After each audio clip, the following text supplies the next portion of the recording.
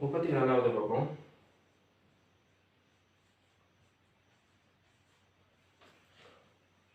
எஸ்தோப்பு மூலகங்கள் சேர்வைகள் தொடர்பாக பின்வரும் கூற்றுக்களில் சரியானது அல்லது சரியானவை எது அல்லது எவை கேட்டீங்க. கூட்டம் 1 கூட்டம் 2 மூலகங்களின் தாக்குத்திறன் கூட்டத்தின் வழியே கீழ்நோக்கி செல்கையில் குறைவடைகின்றது அப்படின்னு சொல்லியிருக்கு.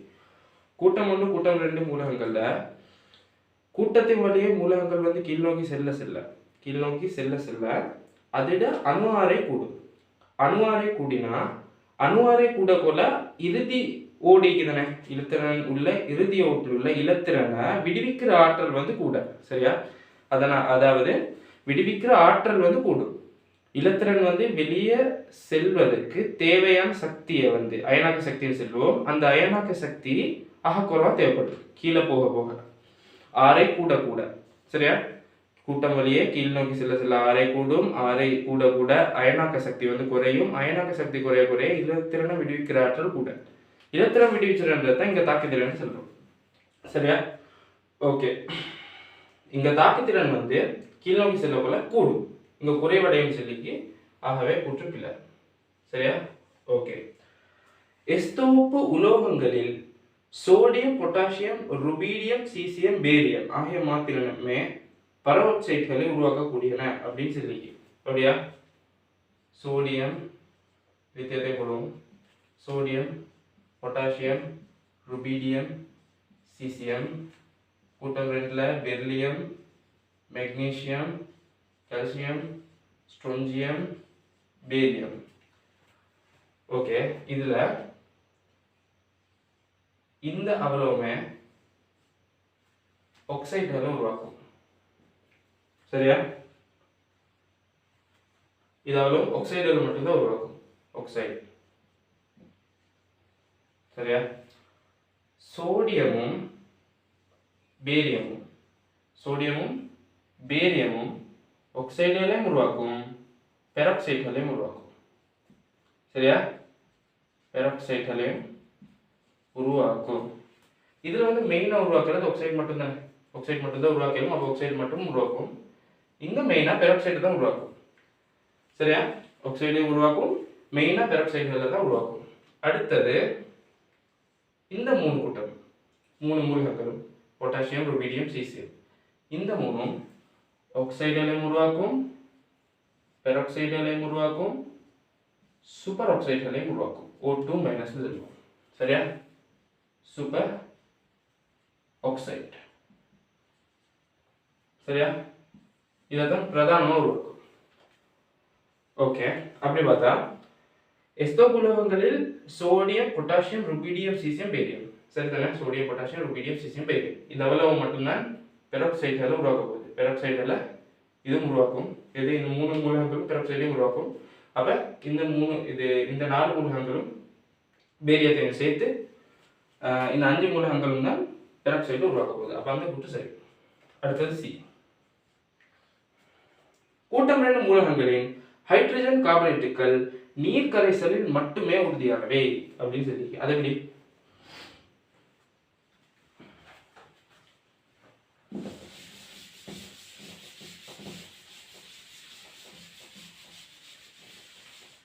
கூட்டம் 2 ஹைட்ரஜன் கார்பனேட்டுகள். சரியா? ஓகே. கூட்டம் 2 ஹைட்ரஜன் கார்பனேட்டுகள் HCO3- தானே.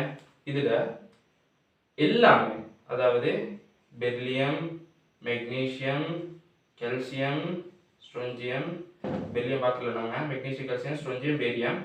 இது அவ்வளவுமே கரைசலை கொடுக்கும். கரைசலுக்கு நாங்க ஃபர்ஸ்ட் போட்ட மாதிரி கொஸ்டே போடுறோம். கரைசலை தான் கொடுக்கும். நீர்ல வந்து கரையும்.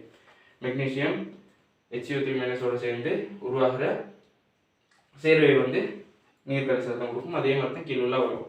ஆனால் கார்பனேட் அப்படி இல்லை. நம்ம அன்றைக்கு பார்த்தோம் CO3 அது வந்து எல்லாமே வீழ்படியும். சரியா? எல்லாமே வீழ்படியும் கிடையாது. இப்போ இங்கே சொல்லிங்க ஹைட்ரஜன் கார்பனேட் நீர் கரைசல் மட்டுமே உறுதியானது. நீர் கரைசல் உறுதியானதா? நீர் கரைசல் உறுதியா இல்லை. இப்போ நீர் கரைசல் வந்து கரையும். நீர் கரைசல்ல உறுதி இல்லை, நீர் கரைசல்ல கரையும். சரியா?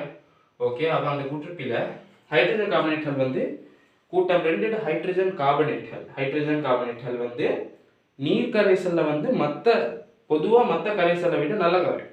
சரியா? மொத்த கரைசல் அளவிட நல்ல ஹைட்ரஜன் கார்பனேட்டுகள் நீரில் வந்து நல்லா கரையும். அதே அசம்ஷன். டி வந்து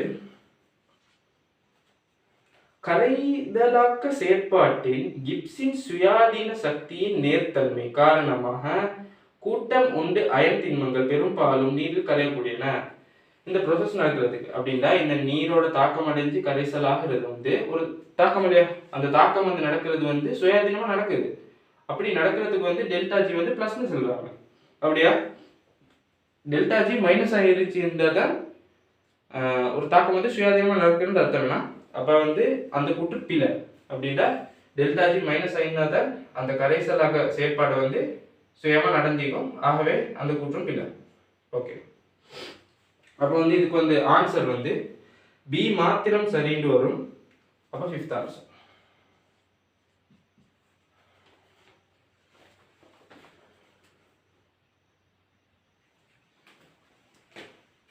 ஓகே, 37வது பார்ப்போம்.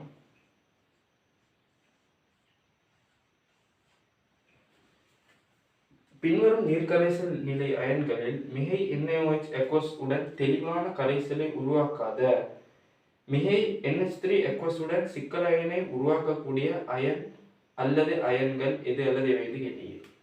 சரியா? ஓகே, இதில் வந்து 4 அயன்கள் தந்தீங்க. CO2+ aqueous, அடுத்தது Zn2+ aqueous, அடுத்தது Fe2+ aqueous, அடுத்தது CO3+ aqueous தந்தீங்க. ஓகே, இப்போ பார்ப்போம். மிகை NH3 aqueous ஓட மிகை NH3 aqueous மிகை NH3 aqueous ஓட கோபால்ட் 2+ வந்து சிக்கல் தருமா? தரும். அதுக்கு வந்து சிக்கல் எப்படி வரும்? CO NH3 6 times 2+. இது வந்து மஞ்சள் கபிலம்னு சொல்லுவோம். அடுத்தது Zn தருமா? தருவோம். Zn NH3 4 times 2+. இது என்ன நிறம்? நிறமில்லை, நிறமற்ற கரைசல். அதே மாதிரி Fe தராது. CO தரும், CO3+ தரும். CO NH3 6 times 3+. இது செங்கபில நிறம். சரியா? ஓகே, அடுத்தது மிகை NaOH உடன் என்ன போடுறேன்? மிகை NaOH உடன், சரியா, தெளிவான கரைசலை உருவாக்காத அப்படின்னு தான் கேட்டீங்க. இப்போ பார்ப்போம். மிகை NaOH. இப்போ நார்மலா NaOH போட்டால் என்ன நடக்கும்? இதில் ஹைட்ரோக்சைடு வரணும், COOH2S வரும். அது வந்து மீன்ஸ் இப்போ பிங்க் கலர் ஆகும்.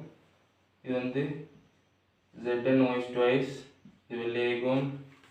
FeOH2S, இது அழுக்கு பச்சையாகும். COOH thrice உருவாகும். பெஸ்டா? சரியா? ஓகே, மிகை NaOH போட்டதா இந்த ஹைட்ரோக்சைடுகள் வந்து அதில் வந்து குறிப்பிட்ட EDF மூலகங்கள் மட்டும், EDF மூலகங்கள்லையும் கோபால்ட்டை வந்து நாங்கள் வந்து இருக்குல்ல, கோபால்ட் வராது. கோபால்ட் தவிர்ந்த EDF மூலகங்கள் வந்து சிக்கல் சேர்வையை கொடுக்கும். சரியா? இது வந்து கரைஞ்சி சிக்கல் கரைசலை கொடுக்கும். சரியா? ஓகே, அப்படி பார்த்தாண்டா கோபால்ட் வராது எடுக்கிறதுல. Znல ZnOH 4 times 2- வரும். அடுத்தது Fe வராது, Fe ஒரு EDF இல்லை. அது CO வருமா?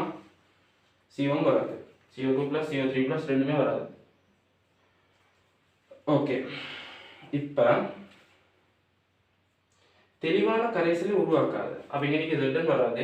Zn வந்து தெளிவான கரைசலை வந்து உருவாக்கும். அப்போ அது வராது. அடுத்தது CO2+ தெளிவான கரைசலை உருவாக்காது. அடுத்தது மிக NH3யோட சிக்கல் அயனை உருவாக்கும். அப்போ இது வரும் சரியா, CO2 ப்ளஸ் வரும். Fe2 ப்ளஸ் NaOHோட தெளிவான கரைசலை உருவாக்காது, அது சரி சரியா. NaOHோட தெளிவான கரைசலை உருவாக்காது, ஆனால் NH3 எக்வஸோடையும் சிக்கல் அயனை உருவாக்காது. அப்படி பார்க்கணும் Fe வராது.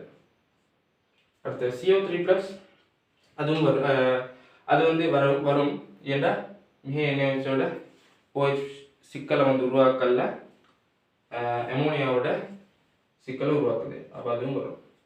அப்போ AD ஆன்சர் வரும், 4th ஆன்சர்.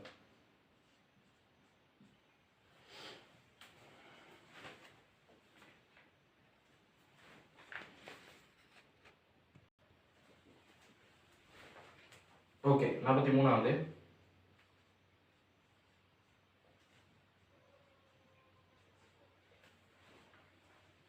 மூன்றாம் ஆவர்த்தன SP தொகுப்பு மூலகங்களின் உருகுநிலை ஒரு ஒழுங்கான அதிகரிப்பை காட்டும் அப்படின்னு சொல்லி, உருகுநிலை வந்து நான் பார்க்க போல, அது வந்து உலோக பிணைப்பு வலிமையை வச்சு தான் நாங்கள் இங்கே பார்க்குவோம்.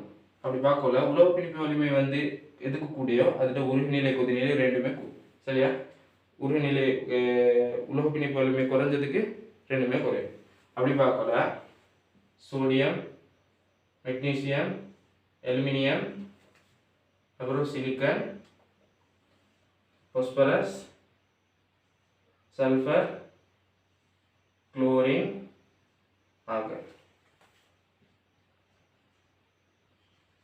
Magnesium, aluminium, silicon, phosphorus, sulphur, chlorine, argon. இப்படிதான் உலோக பிணைப்பு வலிமை வரும். அப்போ இங்கே சொல்லியே ஒழுங்கான அதிகரிப்பு காட்டும்ட்டு இல்லை, அதிகரிச்சுட்டு இப்படி ஒரு ஷேப்பில் தான் வரும். ஓகே, மூன்றாம் ஆவர்த்தன SP தொகுப்பு மூலகங்களில் அப்போ அதை கூற்று வந்து பிள்ளை. அடுத்தது மூன்றாம் ஆவர்த்தன SP தொகுப்பு மூலகங்களின் உலோக இயல்பு ஆவர்த்தனம் வழியே அதிகரித்து பின் குறைவடையும் அப்படின்னு சொல்லி, அதிகரித்துட்டு பின் குறைவடையும். சீரா குறைவடையுமா? இல்லை, அப்படி இல்லை. அப்போ சீரா குறையாததால எங்களுக்கு வந்து அந்த கூற்றை வந்து சரின்னு எடுக்கலாம். அப்போ அதை இதில் தான் எடுக்கணும். ஓகே, அப்போ 5th ஆன்சர்.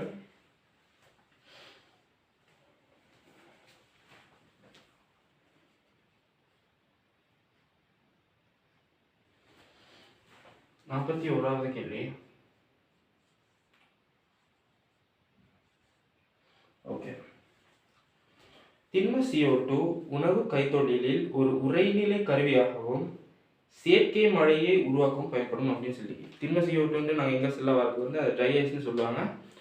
அது வந்து உணவு கைத்தொழிலில் எப்படி பயன்படும்டா, அது வந்து நாங்கள் ஃபுட்டை வந்து ஃப்ரீஸ் பண்ணுறதுக்கு நான் இப்போ நார்மலாக வந்து பயன்படுத்துறது வந்து ஃப்ரிட்ஜை வந்து பயன்படுத்துவோம். ஃப்ரிட்ஜில் வந்து என்ன நடக்கும்டா, உணவை வந்து நாங்கள் வந்து ஃப்ரிட்ஜில் வச்சோம்டா அந்த ஃப்ரிட்ஜ் வந்து ஃப்ரீஸ் ஆகும். அதோடு சேர்ந்து அந்த உணவை சுற்றி உள்ள என்வாயன்மெண்ட்டில் உள்ள சூழலில் உள்ள அந்த நீர் துளிகளும் சேர்ந்து நீராவியும் சேர்ந்து அந்த உணவில் வந்து ஃப்ரீஸ் ஆக போகுது.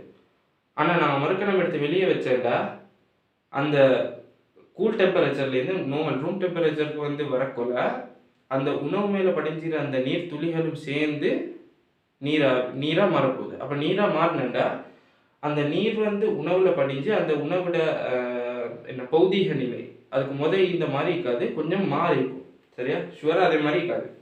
ஆனால் இந்த திண்ம CO2 ட்ரை ஐஸில் வந்து இப்போ ஃப்ரீஸ் ஆக்குற மெத்தட் ஒன்று வந்து அது வந்து எப்படின்னா, திண்ம CO2ல வந்து நாங்கள் வந்து ஃப்ரீஸ் ஆக்கினா அதை வந்து வெளியே எடுத்து வச்சோடனே CO2 வந்து பதங்கமாகும். அப்படின்டா திண்மத்திலேருந்து ஒரே நடியாக வாய்ப்பு மாறுறதால அங்கே வந்து அந்த உணவில் உள்ள பண்பு வந்து மாறாமல் அந்த பௌதிக நிலை அப்படியே இயக்கப்படுது.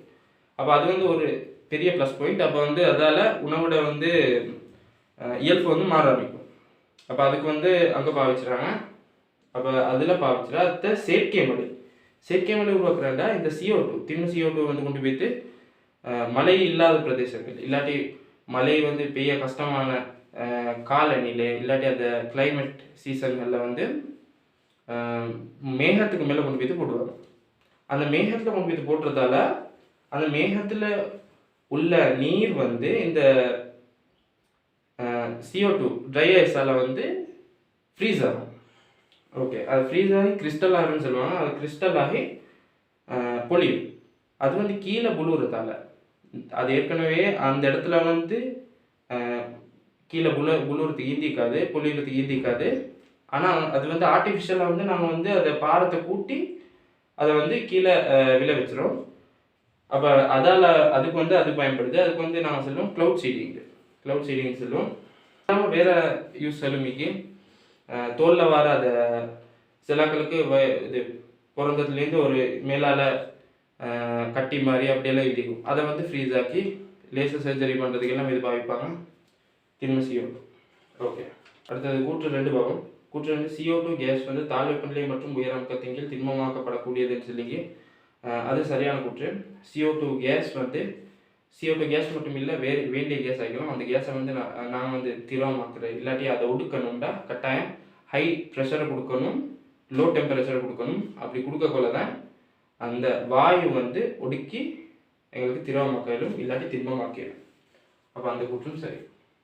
ஃபர்ஸ்ட் ஆன்சர், ஃபர்ஸ்ட் கூற்று செகண்ட் கூற்றுக்கு சப்போர்ட் பண்ணுது. First answer.